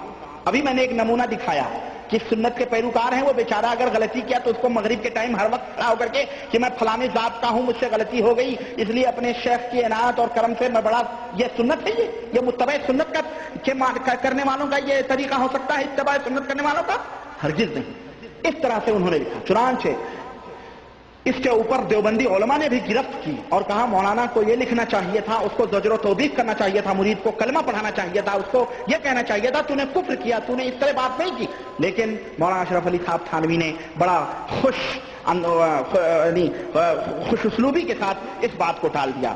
اسی طرح سے یہی مولانا خواجہ عزیز الحسن، جنہوں نے مولانا اشرف علی صاحب تھانوی کا واقعہ نقل کیا ہے کہ میں شیخ زادہ ہوں اور ان کی سوانح لکھی ہے، اسی کتاب کے اندر لکھتے ہیں کہ میں نے مولانا خواجہ عزیز الحسن نے کہا کہ حضرت کاش میں آپ کی بیوی ہوتی، تمنا ظاہر کر رہے ہیں، کاش میں آپ کی بیوی ہوتی تو میں آپ کی خدمت کرتی، میں آپ کے سب کچھ کرتی۔ تو مولانا بڑے زور سے مولانا اشرف علی صاحب تھانوی ہنسے اور کہنے لگے کہ کوئی بات نہیں ہے، یہ انتہائی محبت ہے تمہاری، ثواب ملے گا، ثواب ملے گا، ثواب ملے گا۔ ہاں، مرید یہ تمنا کریں کہ پیروں کی بیوی بن جائیں، مرد ہو کے بیوی کی تمنا کر رہا ہے وہ، اعوذ باللہ۔ اور آپ کو میں بتاؤں کہ یہی مولانا اشرف علی صاحب تھانوی ہیں جن کا واقعہ میں بتا چکا ہوں آپ کو۔ یہ تعلیمات میں بتا رہا ہوں مولانا اشرف علی تھانوی کے، جن کی تعلیمات کو سروں پہ رکھ کر کے تبلیغی جماعت والے نگر نگر پھیلانا چاہتے ہیں۔ یہ حکایات اولیاء، تالیف حکیم الامت مولانا اشرف علی صاحب تھانوی، ناشر دارالاشاعت اردو بازار کراچی، فون نمبر 213768، فون بھی کر کے معلوم کر لو، سمجھ رہے ہیں؟ اس کے اندر مولانا نانوتوی صاحب نے، انہوں نے مولانا اشرف علی صاحب تھانوی نے صفحہ 222 کے اندر واقعہ نقل کیا ہے، اور میں نے آپ کو بتلایا ہے کہ وہ واقعہ دیوبند کے جھگڑوں کا تھا کہ دو مولوی آپس میں جھگڑے تو کہتے ہیں کہ عم محترم مولانا حبیب الرحمان صاحب مرحوم نے فرمایا کہ مولوی احمد حسن صاحب امروہی اور مولوی فخر الحسن صاحب گنگوئی میں باہم معاصرانہ چشمک تھی اور پھر جھگڑا ہو گیا۔ بہرحال मौलवी महमूदुल हसन साहब असल में इस झगड़े में शरीक नहीं थे, नई दिलचस्पी लेते थे, गैर जानिबदार थे, लेकिन किसी न किसी एक तरफ वो झुक गए। ये वाकया जरा लंबा हो गया तो मौलाना रफीउद्दीन साहब रहमतुल्लाह अलैह ने मौलाना महमूदुल हसन साहब को अपने हुजरे में बुलाया जो दारुल उलूम देवबंद में है। मौलाना हाजिर हुए और बंद हुजरे के किवाड़ खोलकर अंदर दाखिल हुए। मौसम सख्त सर्दी का था, मौसम, और यूपी वाले जानते हैं कि यूपी में कई दिन सूरज नहीं दिखाई देता है, दिल्ली के करीब तो और भी सर्दी पड़ती है। मैं तो बंदा दिल्ली में रह चुका हूं, पढ़ चुका हूं, मुझे पता है कि उधर मेरठ होरठ के साइड में, देवबंद में साइड में कितनी सर्दी पड़ती है, बहुत कड़ाके की सर्दी। तो सख्त सर्दियों का मौसम था। मौलाना रफीउद्दीन साहब ने फरमाया कि पहले ये मेरा रुई का लिबादा देख लो, यानी ये जो रजाई मैंने ओढ़ी है रुई की, लिबादा जो मेरा है, जुब्बा वगैरह, ये देख लो। मौलाना ने देखा तो तर था और खूब भीग रहा था, तर था और खूब भीग रहा था। फरमाया क्या बात है? कहने लगे वाकया यह है, सुनो तबलीग जमात के भाइयों, ये अकीदा सुनो, तुम रफे दे नानीन, सीने पे नियत, ऊपर नियत, नीचे नियत, हाथ छोड़ के गले पे, कंधे, ये चक्करों में क्यों पड़ते हो मियां? आओ आओ आओ, हम तुम्हें अकीदा बतलाते हैं जिसके ऊपर तुम्हारी चलत फिरत, नमाज, रोजे, हज, ज़कात सब की बुनियाद है। अकीदा देखो, अकीदा देखो अपने बुजुर्गों के बारे में। मौलाना अशरफ अली साहब थानवी क्या अकीदा रख रहे हैं और उलमाए देवबंद का क्या अकीदा है, जिनकी तालीमात को लेकर के तुम दुनिया के अंदर फैलना चाहते हो, फैल रहे हो, और जिनकी रूह की खुशी के लिए, अल्लाह रसूल की खुशी के लिए नहीं, बल्कि अनजाने में तुम कहते हो हम अल्लाह रसूल, लेकिन उलमाए देवबंद ये नहीं सोचते अल्लाह रसूल, बल्कि ये अशरफ अली साहब थानवी कहते हैं किसकी खुशी के लिए? मौलाना इलियास साहब ने कहा है अशरफ अली साहब थानवी की रूह की खुशी लिए। कह रहे हैं कि मौलाना, कह रहे फरमाया कि वाकया यह है कि अभी अभी मौलाना नानोतवी रहमतुल्लाह अलैह जसदे उनसुरी के साथ मेरे पास तशरीफ लाए थे, जिससे मैं एकदम पसीना पसीना हो गया और मेरा लिबादा तर हो गया, तर बतर हो गया। और फरमाया कि ये महमूदुल हसन को कह दो कि वो इस झगड़े में न पड़े, बस मैं ये कहने के लिए आपको बुलाया हूं। मौलाना महमूदुल हसन साहब ने अर्ज किया, हजरत मैं आपके हाथ पर तौबा करता हूं, इसके बाद मैं इस किस्से में कुछ नहीं बोलूंगा। ये देखो क्या समझे आप? 9 मन मिट्टी के नीचे सोए हुए मौलाना कासिम नानोतवी, पता नहीं जिस्म सड़ गल गया होगा। क्या अकीदा बयान किया जा रहा है कि जसदे उनसुरी के साथ, जसदे उनसुरी यानी अपने हकीकी जिस्म के साथ वो दुनिया के अंदर तशरीफ ला रहे हैं और हिदायत और तालीमात दे रहे हैं। मैं पूछना चाहता हूं कि बरेलवी अगर ये कहे कि नबी करीम सल्लल्लाहु अलैहि वसल्लम गैब जानते थे, ख्वाजा सकलैन गैब जानते थे, ख्वाजा अजमेरी गैब जानते थे, हजवेरी गैब जानते थे, पाक पटन मुल्तानी सब गैब जानते थे, बाबा फरीद गंजकर सब गैब जानते थे, बहराइच बाद सब गैब जानते थे, तो तुम तो उन्हें मुशरिक कहते हो। और 9 मन मिट्टी के नीचे सोए हुए मौलाना कासिम अहमद साहब नानोतवी को देवबंद के 2 मौलवियों के झगड़े का पता कैसे चल गया? कैसे चल गया है? वहां भी बशारत हुई है। अक्ल को आवाज दो, अकीदा बताओ। देखो, और मैं पूछना चाहता हूं, चलो ठीक है, हो सकता है कब्र करीब में रही हो, या दोनों मौलवी कब्रिस्तान जा करके मुराकबा करके बता दिए हों कि हजरत हम दोनों में झगड़ा चल रहा है। दिलों के वसवसे अल्लाह के अलावा कोई जानता है? अलीमुम बेज़ाति सुदूर एक मुसलमान का ईमान और अकीदा है कि वो अल्लाह वहदहु ला शरीक है, इसके अलावा आपके दिलों की धड़कनों को कोई नहीं जानता है कि नहीं है?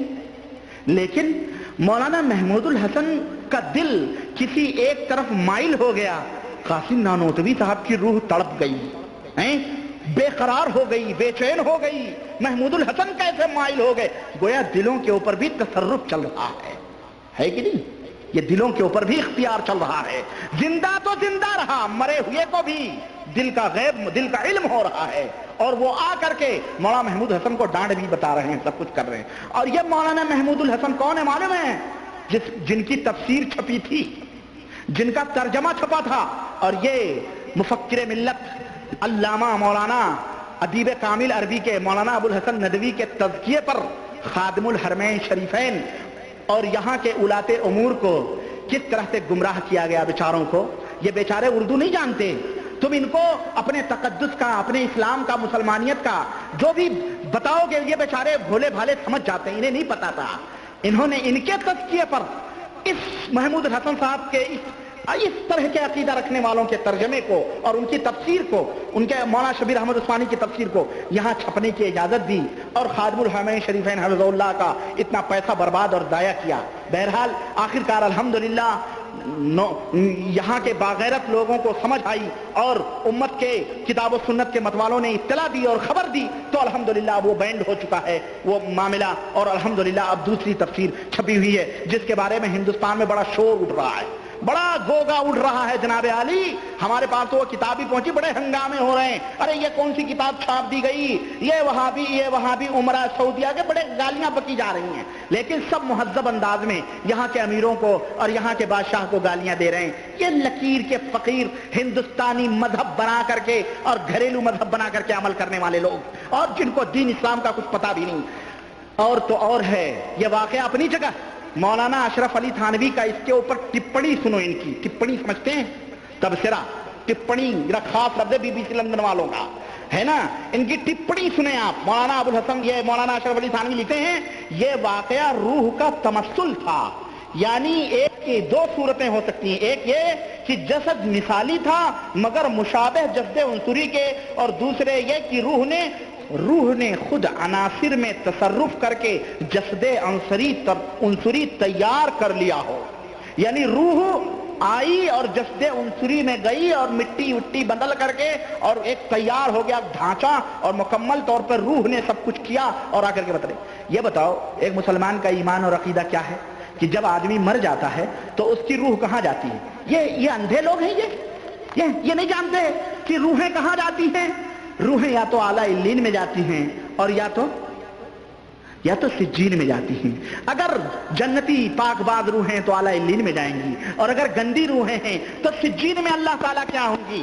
اگر مولانا نانوی صاحب جنتی تھے تو کیا جنت کے وہ مزے چھوڑ کے دیوبند کے مچھروں میں آتے، ان غلیظ جگہوں پہ آ کر کے، ہندوستان کے کفرستان میں آ کر کے جو ہے ان کو نصیحت کرتے اور روح جستے؟ روح کیسے آئے گی یہ بتاؤ؟ روح تو وہاں اعلیٰ علیین میں ہے۔ شہداء تو تمنا کریں کیا عرش کے سائے کے نیچے درختوں کے اوپر جنت کے پرندوں کی شکل میں دوڑیں اور اللہ سے تمنا کریں، اے اللہ دوبارہ دنیا میں بھیج دے تاکہ پھر جائیں تیری راہ میں شہید ہوں اور پھر آئیں۔ اللہ ان سے یہ کہے جو میرے پاس آتا ہے دوبارہ لوٹ کے۔ اور اشرف علی صاحب تھانوی کے بزرگ جسد عنصری میں تصرف کر کے اور دنیا کے اندر آ کے دیوبندیوں کو تعلیم دے رہے ہیں۔ میں پوچھنا چاہتا ہوں کیا یہ ہندوؤں کی تعلیم نہیں ہے؟ کیا یہ کافروں اور مشرکوں کی تعلیم نہیں ہے؟ جو ہندوستان کے کافروں کا یہ عقیدہ ہے کہ روحیں جو گندی ہوتی ہیں وہ دنیا کے اندر بھٹکتی رہتی ہیں۔ ہم پوچھنا چاہتے ہیں یہ کیا ہے؟ یہ ایمان اور عقیدہ بیان کیا جا رہا ہے۔ تبلیغی جماعت کے بھائیوں، زیادہ اترانے کی ضرورت نہیں ہے۔ اگر تمہیں کتاب و سنت کا دامن چاہیے آؤ، ہم تمہیں کتاب و سنت کے راستے کے اوپر تعلیم دیتے ہیں۔ یہ کیا تعلیم ہے بزرگوں کی؟ اور یہ تو یہ ہوتی، اور اس طرح کی تعلیمات جو کفر اور شرک کے اور قرآن و سنت کے بطلان اور کذب اور جھٹلانے کے اوپر مبنی ہو، یہ تعلیم ہے کہ روح تصرف کر کے آ رہی ہے، نعوذ باللہ۔ یہ کہاں کی حماقت ہے؟ اور تو اور ہے، اور آؤ میں آپ کو بتاؤں، یہی نانوتوی صاحب ہیں، یہی آپ دیکھیے اسی حکایت اولیاء 222 صفحے کے اندر، 222 صفحے کا یہ ہو گیا، اور دیکھیں 279 اس کے اندر دیکھیں کس طرح سے غیب کا دعویٰ کیا گیا ہے جناب علی، اور مولانا کو کس طرح سے پتہ چل رہا ہے۔ مولانا قاسم صاحب نانوتوی کو کہہ رہے ہیں کہ قاسم صاحب نانوتوی فرماتے ہیں کہ ایک مرتبہ جب میں گنگو حاضر ہوا تو حضرت کی سہدری میں ایک کورا بدھنا رکھا ہوا تھا، حضرت کی سہدری میں ایک کورا بدھنا رکھا ہوا تھا۔ میں نے اس کو اٹھا کر کنویں سے پانی کھینچا اور اس میں پانی بھر کر پیا تو پانی کڑوا پایا۔ ظہر کی نماز کے وقت حضرت سے ملا اور یہ قصہ بیان کیا۔ آپ نے فرمایا کہ کنویں کا پانی تو کڑوا نہیں ہے، میٹھا ہے، تمہیں کیوں کڑوا لگا؟ کیا حضرت نے بھی پانی چکھا تو کڑوا تھا۔ آپ نے فرمایا اچھا اس کو رکھ دو۔ نماز ظہر کے بعد حضرت نے سب نمازیوں سے فرمایا کہ کلمہ طیب جس طرح ہو سکے پڑھو۔ آج بھی دانوں پہ پڑھواتے ہیں نا دیوبندی لوگ، چنے پھڑواتے ہیں، اور وہ کیا ہوتی چھیمیاں پڑھواتے ہیں، اور وہ کیا ہوتی بیج اس کی املی کی ہم لوگ پڑھتے تھے بھائی، یہ معلوم ہے نا، یہ سب پڑھواتے ہیں۔ دیکھیں جس طرح ہو سکے اس کلمہ طیبہ پڑھو۔ چنانچہ نہایت خشوع کے ساتھ حضرت نے بھی پڑھنا شروع کیا اور بعد میں حضرت نے دعا کے لیے ہاتھ اٹھائے اور نہایت خشوع اور خضوع کے ساتھ دعا مانگ کر منہ پر ہاتھ پھیر لیے. اس کے بعد بدنہ اٹھا کر پانی پیا تو شیریں تھا یعنی میٹھا تھا.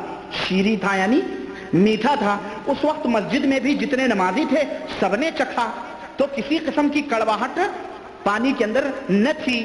بعد میں حضرت نے فرمایا کہ اس بدنے کی مٹی، غور سے سنو مسلمانوں اور تبلیغی جماعت کے بھائیوں، میں آپ سے پوچھنا چاہتا ہوں، سنو، یہاں کفر چھپا ہے. دیکھو، بدنے کی مٹی اس قبر کی ہے جس پر عذاب ہو رہا تھا. الحمدللہ کلمے کی برکت سے عذاب رفع ہو گیا. یہ مولانا اشرف علی صاحب تھانوی نے لکھا ہے. یہ عقیدہ بتلایا جا رہا ہے مولانا اپنے بزرگوں کے بارے میں.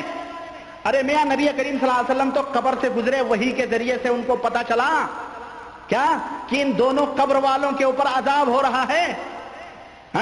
تب آپ صلی اللہ علیہ وسلم نے ہری ٹہنی منگا کے اس پہ رکھ دی، اس پہ رکھ دی. ہے کہ نہیں ہے؟ یہ اللہ نے انہیں بتایا. کیوں؟ ہمارا یہ ایمان اور عقیدہ ہے. وما ينطق عن الهوى. ہمارا نبی اپنی زبان سے کوئی اپنی نفس سے کوئی بات نہیں کہتا، جو کہتا ہے وہ اللہ کی طرف سے وہی ہوتی ہے. یہ دیکھیں حضرت کہہ رہے ہیں وہاں تو قبر تھی سامنے، پتہ چل رہا تھا. یہاں کیا ہوا معلوم ہے؟ مٹی پتہ نہیں کہاں کی اٹھائی گئی اور بدنا بنایا گیا. ظاہر ہے پکا ہوا بدنا تھا، اس میں پانی پینے کے لیے لایا گیا برسوں. حضرت کو سب معلوم ہو رہا ہے کہ وہ قبر کی مٹی ہے، اس قبر کے اوپر عذاب بھی ہو رہا ہے اور باقاعدے اب کلمہ طیبہ ہم نے پڑھا، اب پانی میٹھا ہو گیا تو اس قبر سے عذاب بھی اٹھا لیا گیا. نعوذ باللہ. یعنی مٹی کی تاثیر کوئی لاسلکی تار تھا کیا اس قبر کے والے سے، وہ مٹی کے بدنے سے لگا ہوا تھا کہ حضرت کو سب معلوم ہو رہا ہے؟ یہ کیا ہے؟ یہ غیب کا دعویٰ نہیں ہے یہ. اور مولانا رشید احمد گنگوہی نے اپنی کتاب فتاوی رشیدیہ میں خود لکھا ہے جو اس طرح کے عقیدے رکھے وہ خود کافر ہے، اللہ کی قسم. اور بریلویوں کی ایک کتاب ہے دیوبندی اپنے منہ کافر. دیوبندی اپنے منہ کافر. پتہ ہے کیسے لکھی ہے انہوں نے ایسے ہی لکھی ہے کہ ان کے فتوے پوچھے کہ غیب کوئی جانتا ہے کہ نہیں جانتا، فتویٰ دیا اللہ کے علاوہ کوئی غیب نہیں جانتا. اس طرح کے واقعات لکھے اور لکھا کہ اگر کوئی غیب کا دعویٰ کرے تو وہ کافر، اور اس طرح کے واقعات لکھے. اب بتاؤ ان کو کافر کہو تو دیوبندی اپنے ہی منہ کافر. میں کیا کہوں؟ میں کچھ نہیں کہوں گا. مولانا رشید احمد کے فتوے کے روشنی میں یہ دیکھیں ذرا. اسی طرح سے مولانا اشرف تھانوی صاحب نے بہشتی زیور سب لوگ پڑھتے ہیں اور باقاعدے شادی بیاہ میں تبرک کے طور پر قرآن کی جگہ پہ اسے دیا جاتا ہے.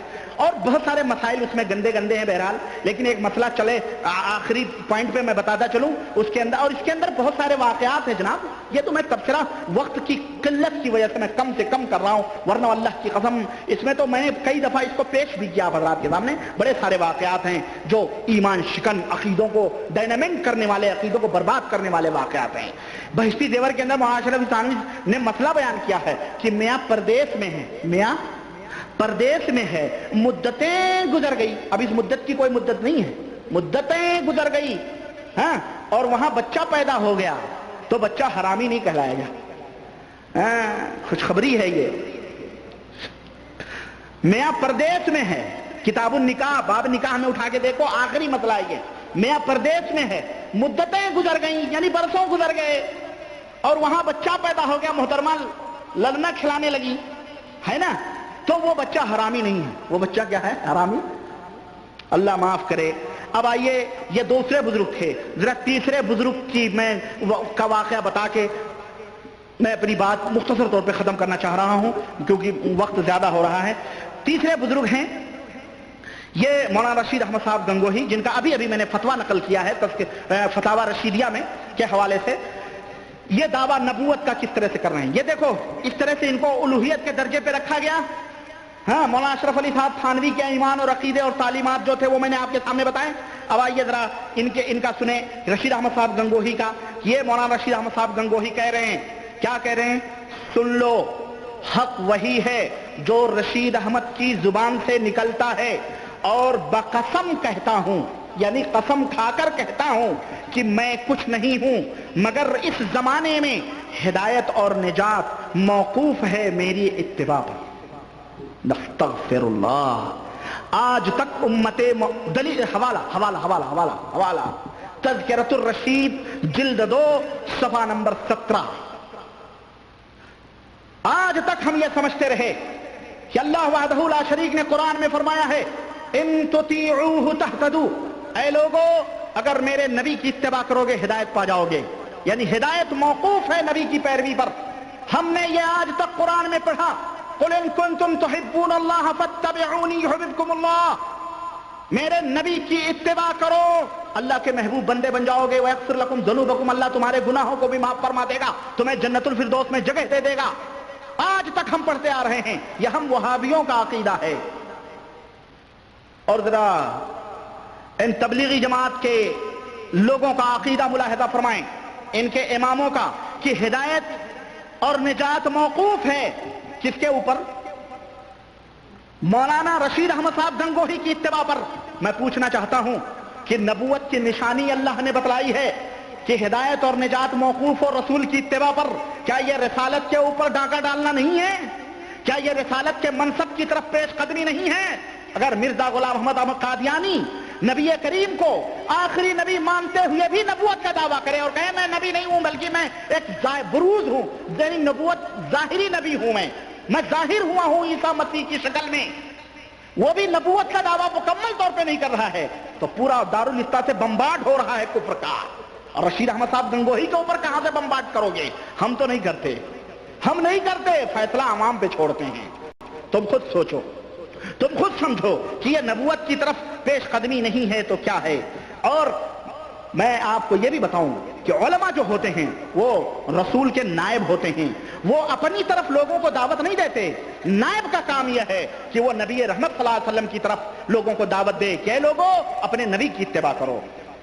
میں سوچتا ہوں تو حیرت میں پڑ جاتا ہوں کہ یہ تبلیغی جماعت کے تین عظیم رہنما، تین مقتدر پیشوا جنہوں نے نبوت کی طرف پیش قدمی کی ہے، کہیں ایسا تو نہیں کہ یہ جماعت اسی لیے تیار کی جا رہی ہے کہ کل ایک دن آئے گا کہ ہم سب کے لیے نبوت کا اعلان کریں گے، لیکن انشاءاللہ تبارک و تعالی وہ سورج کبھی نہیں نکل سکتا ہے، تمہارے یہ خواب کبھی شرمندہ تعبیر نہیں ہوں گے.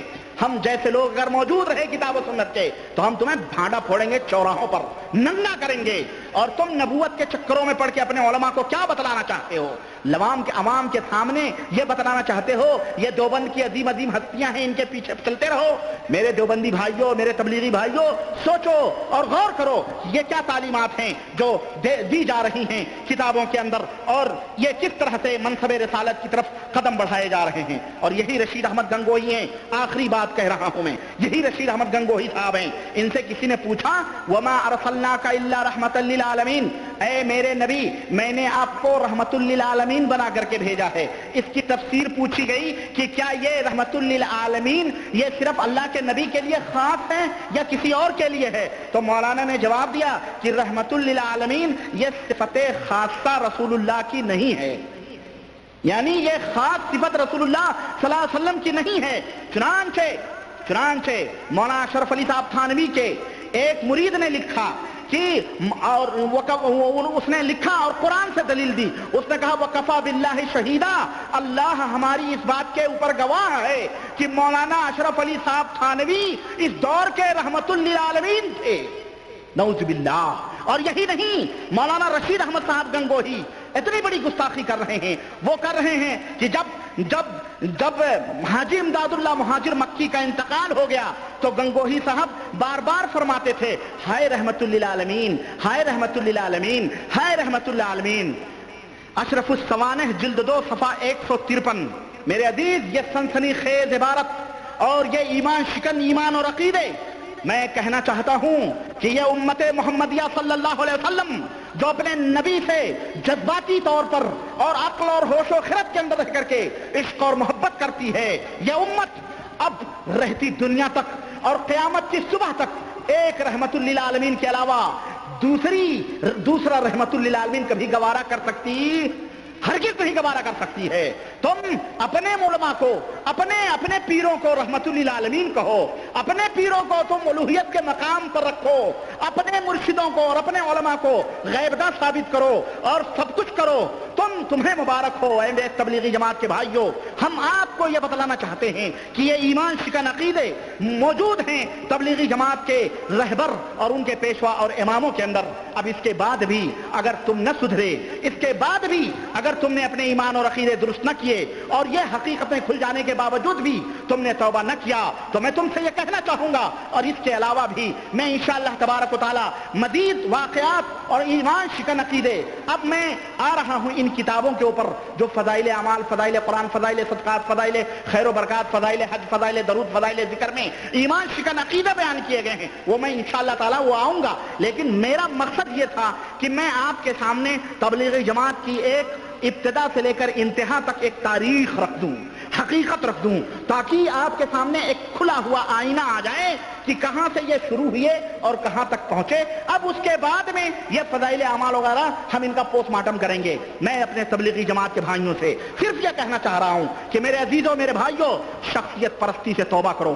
اور اگر تمہیں شخصیت چاہیے تو اس شخصیت کی اتباع اور پیروی کرو جس شخصیت کے بارے میں اللہ نے فرمایا وما آتاکم الرسول فخذوہ وما نہاکم عنہ فانتہوا. رسول جس بات کا تمہیں حکم دے اس کو لے لو اور جس بات سے تمہیں روکے اس سے رک جاؤ، ورنہ جس راہ کے اوپر تم جا رہے ہو اللہ کی قسم وہ تمہیں جہنم میں لے جانے والی راہ ہے. وہ کتاب و سنت والی راہ نہیں ہے، وہ گمراہیت کی راہ ہے، وہ دلدل ہے جس میں تم اگر پھنسو گے تو تم ڈوب جاؤ گے، ختم ہو جاؤ گے اور تمہارا ٹھکانہ جہنم ہوگا. آؤ کتاب و سنت کی طرف، آؤ قرآن اور حدیث کی طرف، اللہ اور اس کے رسول کے فرمودات کی طرف. اللہ تعالیٰ سے دعا ہے کہ اللہ تعالیٰ ہمیں اور آپ کو کتاب و سنت پہ چلنے کی توفیق عطا فرمائے اور ہم سب کو قرآن و سنت پہ چلنے کی توفیق عطا فرمائے اور اپنے نبی سے محبت کرنے کی توفیق عطا فرمائے. آمین یا رب العالمین. وصلی اللہ علی نبینا محمد وعلی آلہ وصحبہ اجمعین. والسلام علیکم ورحمۃ اللہ.